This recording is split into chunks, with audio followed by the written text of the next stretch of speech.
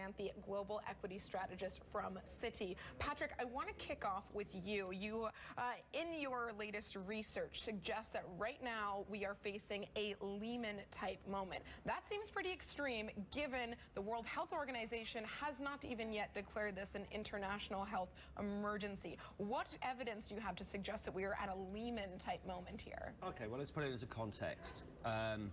China, when we had SARS, 2003, a $1.5 trillion economy, 4% of global GDP, not particularly economic significant. GDP for 2019, 14.3 trillion US dollars, 16% of global GDP. So integrated in the global process, such a big point of demand for global companies. And when we're seeing, and I think people have been far too casual in terms of, oh, it's going to be fine, look at SARS. Well, that's the point. 60% of China's population in 2003 was rural. Now 60% is urban. They did 80 million passenger journeys by air in 2003, 660 million. You know, they're more densely packed, and they travel a lot more. And when we're seeing suddenly Shanghai shuts down for next week, Xinjiang province, which is 56 million people, Hangzhou is also shut down. It just seems a little bit premature for you to say that this could be a Lehman-type moment. I get your point that China's multiple times bigger than where it was at the time of SARS, but equally, we have seen authorities act very quickly. They've quarantined cities. We're hearing now from the Hong Kong chief saying that they're cutting off basically transport between the mainland and Hong Kong. They are acting quickly, more quickly than they did back in the time of SARS, which obviously was one of the major criticisms that they received back then. If you read some of the reports, there were elements of this novel coronavirus already out in November. There's a lot of stuff out there in the media of how the authorities in Wuhan kept it covered up just like they did it back in 2003. So it's almost, the timing is almost exactly the same. You go November, January, and just shut down cities. I mean, you think about the impact on economic. If you actually think about it, Lehman, it was a dramatic moment, but its overall effect on global, you didn't have, and even when we had 9/11, you had the flights stopped for a bit, but you didn't shut down, seal off cities. I mean, you're talking, like, Xinjiang province, 56 million people, where enterprises are shut for another week. Shanghai, 24 million people. Guangzhou is another 11 million people. Huge tranche of the urban population is shut down. A huge tranche of business, so it's, for a lot of Chinese companies are just going to have to declare force majeure and cancel orders and stuff like that. The benefit of this happening in China, if we do see, companies being forced to declare force majeure, is that the Chinese authorities can pretty easily ramp up stimulus efforts if we start to see the virus contained to compensate for the lost business. No, I completely disagree with that. We've seen them be able to pull the trigger very, very easily when it comes to stimulus. They've already adjusted interest rates for certain sectors to try to cushion the blow. So we've seen the benefit of having a centralized government in a situation like this. Yeah, but the problem about this has happened at a time when we were already talking about a point. This is very different to 2003 when the global economy was picking up. China was growing. It still grew by 10% nominal GDP in 2003. It had just joined WTO. And if you look at it the other way around, well, China supposedly had 6% growth last year. Very few people really believe that. Most of the people I know think it's probably closer to 3 to 4%. Now, don't forget, that was done against a background of 2.4% of GDP of tax cuts. A massive expansion, another further massive expansion of credit of about 13 to 14% of GDP. And an overall public sector deficit. Forget the nonsense numbers you hear about the official budget deficit.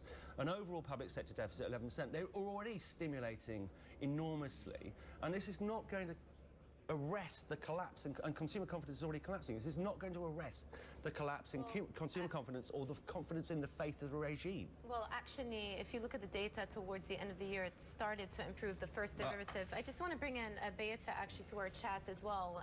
How are you thinking about China growth prospects here? And are you also revising down significantly your expectations of what the Chinese economy can do on back of coronavirus? So what our Citi economists are forecasting right now is slight slowdown from 6% to 5.8% in this year. Now, what coronavirus can do to growth, of course, these are really early stages and it's hard to quantify. Our economists have haven't revised any of the numbers right now, but of course what you can look at is what happened during SARS outbreak, and back then growth has suffered, but it suffered for a quarter or so, and overall on the annual numbers you have not seen the impact of that. Given you're an equity strategist, we have seen a huge re-rating of markets the last couple of days. Would you say that that is a function of coronavirus and fears of what this could do to various companies and to sentiment on an international scale, or is it a reflection of just pure concentration in certain parts of the stock market? You know, there are certain stocks that are overvalued, there are certain stocks that are overheld, too much concentration amongst the investor community, and this is just an opportunity to trim exposure. The way we see it is that the markets have a very strong run last year. So global equities were up 24% last year. They've also had a strong start into January. So if anything, perhaps markets were due for a correction, and the market just takes this opportunity to have a pause and think about growth prospects going forward. So I guess just reading between the lines, you are a seller of Chinese equity markets here then. Let's just put it in a simple sort of back of the envelope calculation. There are, we have 2 big weekly holidays in China. So there's 50 working weeks in a year. You pretty much shut the country down. Economic activity has come to a grinding halt, 2% of GDP. And the idea that people that sort of lost production is suddenly going to be caught up. It won't. Some of it will. A lot of it won't come back. And not only that, it's the impact on consumer demand, which actually still remains the mainstay of Chinese GDP growth. And so I think it's my own personal view about what the regime will do with regards to its growth targets this year. It's quite legitimate for them to abandon them. I mean, I was watching other news programs they're saying the government is effectively on a wartime footing. And when you're in a war, there are no rules. The behaviour becomes different. So I fully expect them to cut interest rates more. And because debt, let's not forget how large debt is in China. Total debt, the official total debt is over 300% of GDP. If you actually read something like Brookings, where they say growth has been consistently overstated and debt underreported, it's probably closer to 400%. So China needs lower interest rates anyway. That raises questions about the currency. Why should China sit there and necessarily support the yuan? I mean, and as for the GDP forecast, I think the language will change to, over time, China will continue to grow strongly.